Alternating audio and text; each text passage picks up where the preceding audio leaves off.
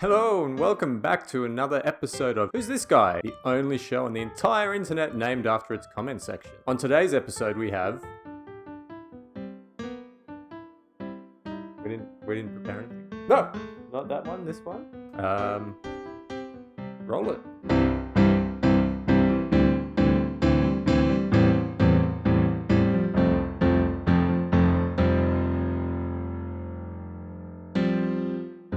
Friends, now that the dust has settled on 2023, it's time for me to look back and say, damn, Starfield was disappointing. Is this a tree? In 2023? This tree sucks, Todd. I'm also sad to report that Forza 2023 is going in my bucket of disappointment, and I'm super surprised. I love the Forza series, both the, oh god, someone think of the vegetation Horizon version, and the better take this shit serious motorsport variety. I've played almost all of them, with these two in particular holding a special place in my little heart. I've been looking forward to the new motorsport ever since I picked up the Microsoft matte black fridge. Incidentally, if anyone knows how to open it, can you let me know, or my dairy is spoiling. Here we have Turn 10, who make kick-ass amazing looking driving games that play super well and are really polished. So this is an easy home run, right? Unfortunately, I think the new Forza is kind of shit, and I think it might be partly the fault of Game Pass. Let me explain. Firstly, I do think Microsoft Game Pass is a really amazing service. The selection of titles is nice and varied. You've got older stuff, classics, newer stuff, day one releases, and stuff that you might have missed and now you have a chance to come back to. Pretty cool. I mean, you've got Psychonauts 2, Wreckfest, Fallout, Vampire Survivors, Soma, Skyrim. I don't know what this is, but people seem to like it. They won't shut the fuck up about it. The Walking Dead, every single Doom game, Ace Attorney, The Outer Worlds if you want to play good space games, Starfield if you want to play a loading screen simulator, GoldenEye, Limbo, Hollow Knight, Oblivion, Quake, Spiritfarer, Crackdown 3, Overcooked 2, Brutal Legend? Sunset Overdrive, Dirt 5, Viva Pinata, man, look at these cute little fuckers. The Fable games, and Flight Simulator. There's some absolute classics on this list that you absolutely should play, and there's some others that are not so great.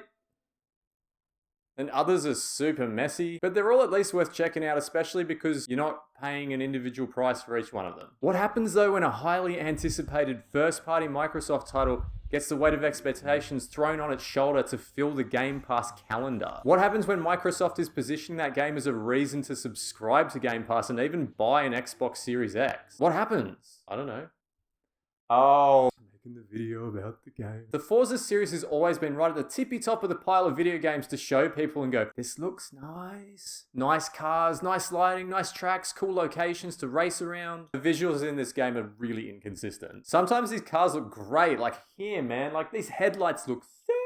And other times they look like they fell out of my 360. Sometimes the lighting is stunning, and other times it's all like desaturated and washed out. The weather effects are pretty amazing when they work properly. Some of the rain at night is particularly spectacular. This race here I did looked awesome. But then you jump in the cockpit and you realize because of this new reflection system they've implemented, all of the reflections on the track vanish every time the windscreen wipers move. You also get this really cool fun effect. You get the reverse of the rear view mirror on the track. It's super weird, super off-putting. Maybe other people don't notice this, but it drives me fucking crazy. Let's talk about visual glitches. Turn 10 makes polished games that are watertight, you ignorant slut, I hear you say. And yes, I say back, until now. Yes, all this stuff will probably be patched out, but holy stromboli, this game is a visual mess. I don't think I've had a single race in this game yet where I haven't encountered weird flickering reflections, things popping in and out of cutscenes, invisible cars in cutscenes. It's a ghost car! Oh, and heads up and a photosensitivity warning, because I've never seen flickering like this in a AAA game release before. Skip to the timecode below. 3, 2, 1. What is this? I encountered this in every race that I took part in where there was fog or light rain during the day. So there's something really strange going on with the way the ray tracing is interacting with the lighting and the volumetric effects. I'm not a scientist, but I think that's what's going on. I did some research and I found out the only way to get this fixed permanently was to turn off the ray tracing, which is a bummer because A, this is a console game and I shouldn't have to be futzing with settings. B, ray tracing was like the big, heavily pimped feature leading up to the release of this game. You can't use it. But sometimes you can, sometimes it's fine. The good news is that you'll at least be enjoying some cool racing locations. Oh no, wait, that's not what I have here. There's only race tracks, no fantasy tracks, and iconic tracks from past Forzas like Rio are not here. So It's the opposite of what I said. Unfortunately, there's only so many S-bends you can go around before you just go, can I please just race alongside some water or through a city or under the Brooklyn Bridge or fucking something, please. The new collision penalty system is also totally messed up. You can just barely clip another car and the game goes, oi! You fucking watch yourself, son. And then you can rear end people as hard as you want and the game goes, hey, good man. Like here, I've rear ended this guy off the track and then smacked him again into the tire wall and the game was like, good job, man. That's some clean racing. The real kicker is that all of this is wrapped up in the dullest, most repetitious career mode that they've ever put into a Forza game. First of all, you're stuck with one car and one car only through an entire series. So if you don't like the way the butt of your car looks, it's too bad. Not to mention you're forced to participate in a practice session before every single race that you need to go into in order to skip. There's also no exciting rewards. I want to fucking tire compound, awesome! This game kind of feels bored with itself. The menus are all grey and laggy. There's no excitement to get you in and get you racing. You compare that to something like Dirt 5 where it's like, let's fucking go, man! I mean, look at the way you finish races in Dirt 5. Yeah! Forza, you cross the finish line and it's like, please take a seat on my plastic couch. Fuck your negative, Sam. Why don't you say something good about the game, you dude? I mean, I think it's pretty cool. I learned to drive in a BMW similar to this one, and this black bumpy stuff on the dashboard, it's exactly what that looked like in real life, so that's pretty cool. I think it controls really well. Playing this on a gamepad feels nice. That's kind of it. The final nail in the Forza coffin is the things that this game does well are things that have been done better by previous games in the same series, by its contemporaries, and also by much, much older games like Project Cars. Like, this time of day progression stuff is nice, but Dirt 5 already did that, and the same thing with the weather progression stuff. Project Cars already did that, and Project Cars came out in like 1946. Forza 6 has better tracks. There's nothing in the new Forza that equals the feeling you get when you're at the top of Mount Panorama, racing through the morning sun, the music pumping on this iconic Australian racetrack. You don't get anything like that in the new Forza. Dirt 5 has way more impressive lighting and visual tricks up its sleeve. Look at this puddle. Look at this fucking puddle. This puddle has water physics. The fuck?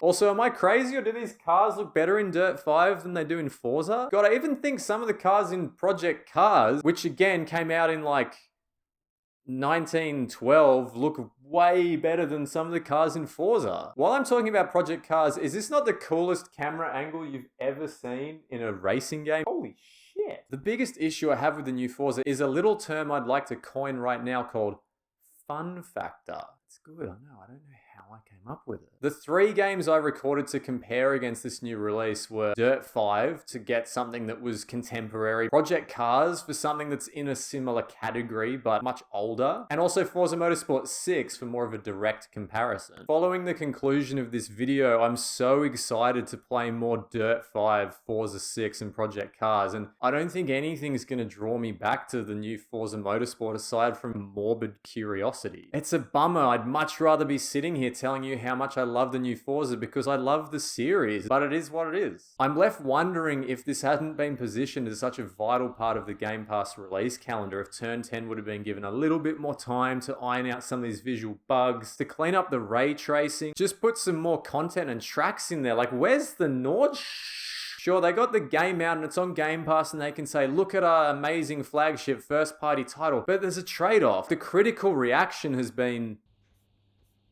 overwhelmingly positive. A lot of 10 out of 10s. Yeah. Oh. Digital Foundry called it a stunning showcase. Good. The new Forza Motorsport is undoubtedly the best in the series. It's visually stunning.